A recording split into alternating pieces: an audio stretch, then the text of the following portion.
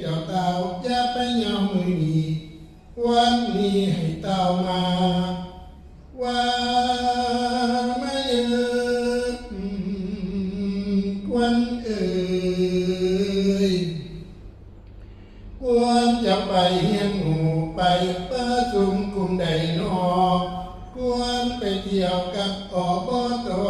ควรไปเที่ยวกับอสมตั้งแต่ปี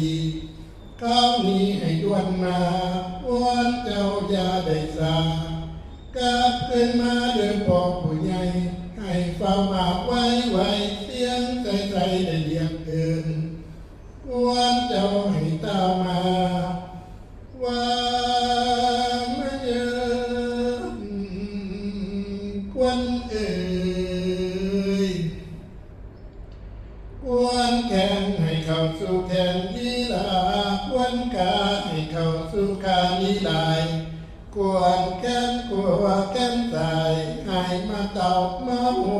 ตั้งควรนมและควรข้างควรเกี่ยวบางตุ่มจิ๋ว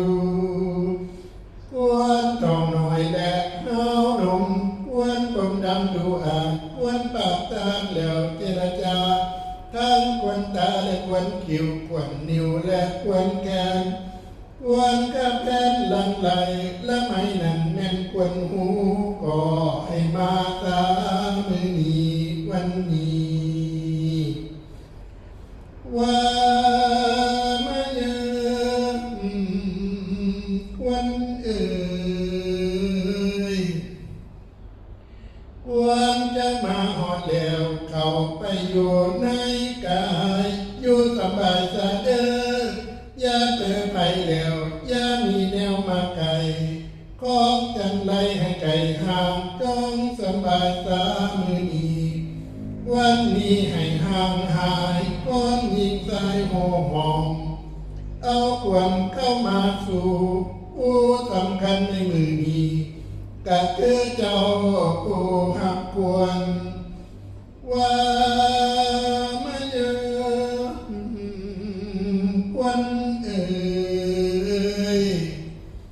ตั้งแต่มีเมื่อนาสุขอุลาโอยยอยิงเจ้าอย่าได้เป่าวิงให้มาอยู่นิ่งๆของจริงแท้ให้เจ้าเห็นเป็นคนเย็นซะแล้วแนวใดก็ได้ทานให้อยู่สุขสำราญให้ทุกหลานได้อยู่สนคนใดแม่นเพิงบุญบริบุญซะแล้วแนวควรมาได้เต็มตื่นให้ซึ้ง